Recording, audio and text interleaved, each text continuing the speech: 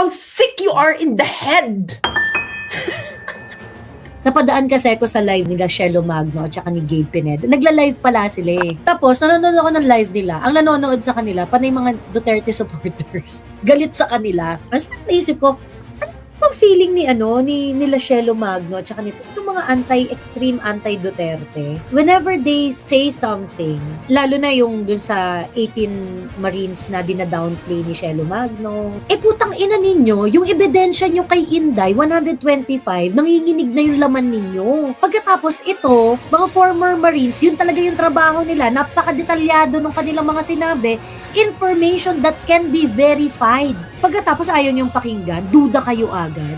Pagkatapos, dun sa mga information na wala kayong karapatang malaman at wala kayo sa posisyon na busisiin, busisi kayo ng busisi. Diba? I just find it really ridiculous. And we're not talking about millions dito. Bilyong pera yung pinag-uusapan natin dito na dineliver nitong mga ito. Nakakaloka lang. Tapos, yung mga ganitong sitwasyon, hindi sila na-o-offend. Kaya makikita mo talaga sa kanila, hindi talaga sila makabansa. Wala talaga silang pakialam sa bayan. Kasi yung mga ganitong sitwasyon, na yung mga OFW natin, blatant na yung kanilang pagsasabi, mas safe kami dito, mas okay kami dito, mas tiwala kami dito, naaalagaan kami ng mga gobyernong nandito, kesa lumapit kami sa sarili naming gobyerno. I mean, hindi ba kayo nahihiya dyan? Yung mga nasa gobyerno ngayon at sinusuportahan tong gobyerno na to, hindi ba kayo nahihiya dyan? Wala bang konsensyang umuukil-kil sa mga utak ninyo? Na, dude, this is not about the OFWs loving PRRD. This is about our country being embarrassing. Sobrang nakakadiri. Corny kasi pag-usapan yung pagiging makabayan, yung pagiging patriotic. Pero makikita mo kasi yan doon sa mga tao na consistent yung pinaglalaban. And I look at the people who are aligned with the politics of PRRD. Ever since yung mga tao na supporter ni PRRD, when they conduct rally, ano ang dala nilang flag? Philippine flag lang.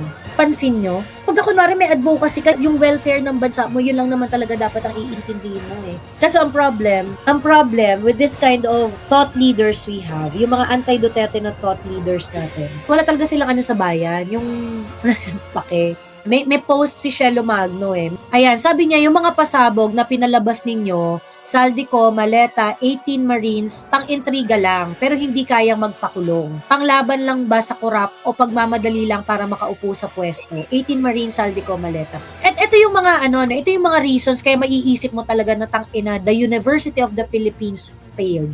There is nothing to be proud of na galing ka sa UP, tangina. Sa totoo lang. Ganito ba mag-measure ng isang mga public issues? Itong 18 Marines, nag-issue na ng affidavit, okay? Pinangakuan na nila yung kanilang mga sinabi na katotohanan iyong mga yon. So, anong ibig sabihin nun? Ibig sabihin nun, meron na silang risk na pinasok dito. Kasi kung nagsisinungaling sila, they are under the pain of perjury. Ngayon, yung mga sinabi nila dun sa kanilang affidavit, those are verifiable. Plate number ng mga sasakyan, kanino to, pinuntahan namin si ganito, office ni ganito, naghatid kami ng maleta, ganyan-ganyan, emerald. Those are the things that can be verified. And it calls for further investigation kasi sobrang detalyado eh. Sino na naman to? Si Shelo! So, yun yung concern niya. Hindi kaya magpakulong. Bakla ka, paano may papakulong yung presidente? Ano siya, no? Parang, alam mo talaga, bakit ba ang dry ng kabila? Alam mo, nagpapakawiti na maasim pa sa sukang paumbok. Hello everyone! Hi! Na-miss nyo ba ako? Diyos ko Lord, parang, alam mo yung parang sa barkadahan, na may inuman kayo, tapos biglang mo may magko-comment, yung lahat kayo parang, yung matatahimik kayong lahat dahil parang, Oo. ay, nakakaloka sa kanya, yung pasabog na pinalabas nyo, Saldico, parang, sino nyo? Hindi mo ba alam na si Saldico mismo ang lumabas? Wala nga nakakalam na malalabas siya eh. I think it's Occam Razors tayo. Yung sa'yo kasi, kailangan ng grand conspiracy. Para maging totoo. Alam mo yung kailangan ng grand conspiracy na humanap ka ng 18 na Marines, humanap ka ng Saldico, ganyan. Hindi ba mas mabilis na kaya lumabas si Saldico dahil inano na siya, nilaglag na siya ng kanyang mga kakamkaman. So parang umamin na si Saldico na ganito ang distribution. umamin siya na may mali, nagko-corroborate, tapos pang-intriga lang, pero hindi kaya paano pang-intriga yung be? We're talking about 900 plus billions of pesos. Girl, we're not talking here about some failure of liquidation. This is criminality of the highest order. Tapos yan lang yung comment mo. Yung Tapos parang- issue yung nga, Luis Piatos eh. True. Yung issue nyo nga, talking about something you are not supposed to talk about. 'Di ba? Na wala kang personality to talk about. And yung atake nila sa confidential fund is actually very, very wrong. Kasi kung kunwari, ang concern ninyo ay transparency on how the confidential fund is being spent. Ang call mo dapat doon is declassify the information. Ganun dapat. I-declassify niyo yung information na yan para mapag-usapan natin. If that is really, if that is truly your call. 'Di ba? Walang sincerity eh. Hindi moist. Ito si Shelo Magno, walang katas. Diyos Alam mo, me. wala talaga siyang katas. Kita mo pa, napaka-feeling pa, meron pa talaga siyang Professor Shelo Magno. Na parang, girl, branding. Parang, girl, your brand is not branding. It's not selling. It's not moisturizing. Diba? Ang dami yung paut-ut ng mga branding na ganyan. Oo. Kayo, nobody buys your stuff anymore. Look at your last rally from before. Ilan kayo? Eksena nyo, ano kami 30,000, di ba ang dami nila noon. Tapos nung ikalawang rally ni ng trillion peso march, bakla, naging ano na lang, 2,000, ilan na lang. Tapos ngayon, ilan na lang kayo. At ang nakakaloka nito, girl, ang nakakaloka nito, edi nag-eksena. And this is after the Bongbong Marcos and Lenny Robredo plastikan. Ayun nga. Ang binigyan lang ng DILG na permit na mag-rally ng 25 sa ED. No rally zone ng EDSA. Alam mo ba yon ng Feb 25? No rally zone ng EDSA. Bawal mag-rally sa EDSA. Except Nakakampings. Ibig sabihin, except nakakamping. So parang, okay, so kayo yung eksena. Bakit, sino nagmamadaling umupo sa pwesto? Sarah? Bakit siya nagmamadali? Kayo nga nagmamadali kayong matanggal si Sarah para may chance kayong makaupo sa pwesto. Mas masahol yun, be. Dahil kayo, hindi nyo kayang lumaban ng patas. Hindi nyo kayang lumaban sa sabayan. Kailangan nyo talagang pilayan yung kalaban para manalo kayo. yes. Ganun na kasi yung bakla.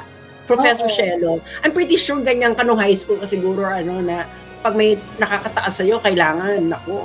Para ikaw pa rin ang bida, no? May mga ganon di ba? May mga ganon nung high school sila lalo na yung mga achievers. Yung damang-dama talaga nila yung pagiging achiever nila. Kasi achiever naman kasi si Shelo nung high school yan. I think she was a valedictorian or something. And I'm pretty sure, ganyan yung level na tuwing may nakakataas, parang tumataas yung kilay na parang, Magnanakaw yan ng candy sa kantin. may mga ganon eksena sa buhay, di ba? Para lang ma-secure nila yung spot nila. Ngayon, nakikita mo yung mga comment nila, na parang, alam mo, tsaka itong kainuman. Bakit ganyan yung bakit ganyan yung mga comment mo sa buhay? Ay, ito wala yung comment ko. Di ba yung, sabi mo yung sa barkadahan, pagkatapos may sisingit sa kwento, tapos nagiinuman kayo, masaya, tawa-tawa, gagawin. Tapos pagka umentrada si Shelo, magyayaya na mag-uwian yung mga tao. Alam mo yung, kasi di ba parang may mga gano'n na ang bigat, parang ang saya-saya yung nagiinuman, tapos merong presence na mabigat. Oo. Dahil sa mabigat, nag-iwian na lang kayo kasi bad vibes na yung gano'n. Hindi, lilipat na lang kayo ng bar. Tapos hindi nyo na siya kasama. Oo. Alam niyo may gano'n? Di ba? Naranasan niyo na ba yung gano'n? Ang saya-saya ninyo, ganyan, gimmick, ganyan, inuman, tapos biglang merong presensya na ang bigat. Oo. Lipat na lang kayo ng ibang inuman. Text na lang ha. Oo.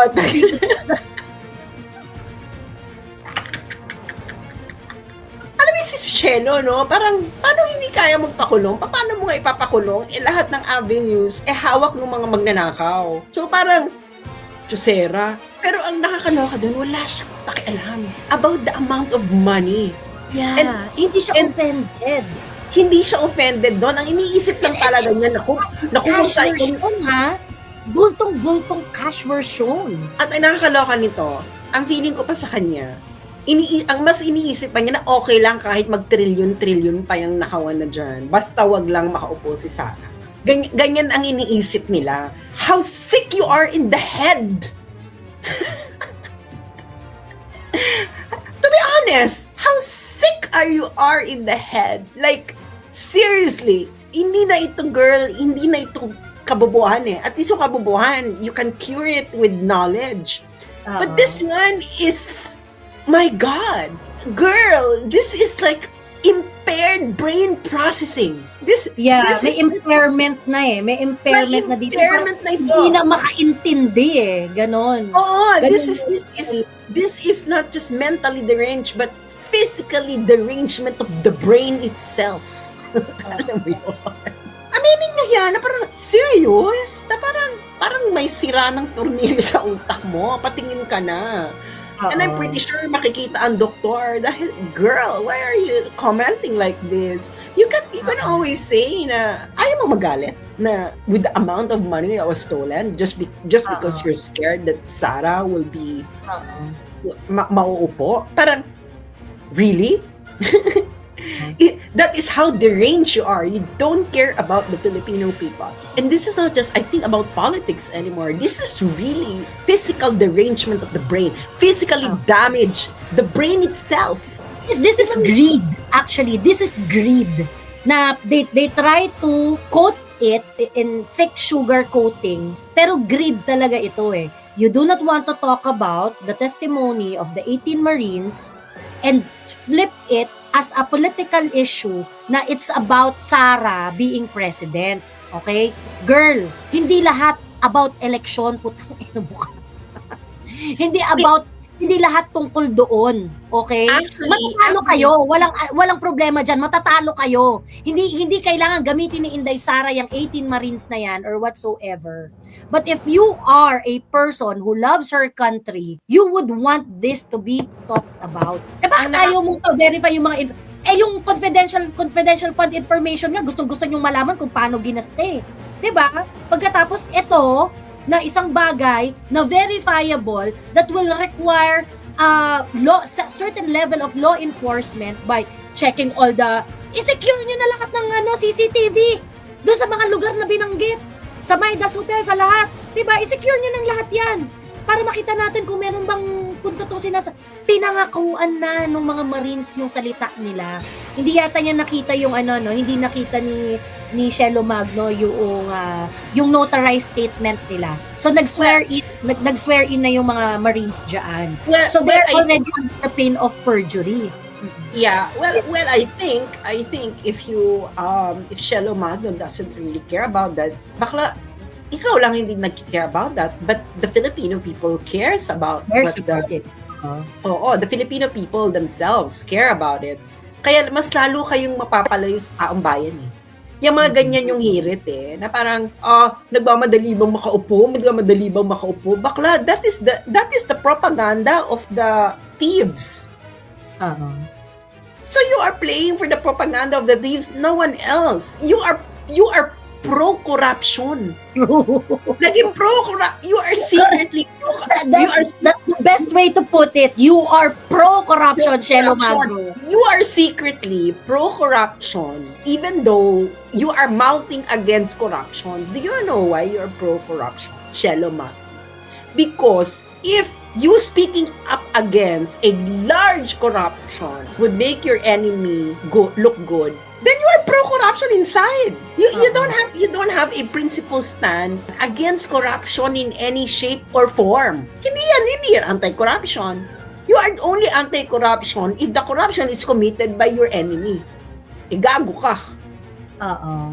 Hindi ka pro-corruption, hindi ba? Hindi ba ako tama? I believe in religious in religion that's the case, in Islam, in Christianity or whatever. It's either you are pro-corruption and then you speak up against pro-corruption in any shape or form, or you are secretly would like to be the thief.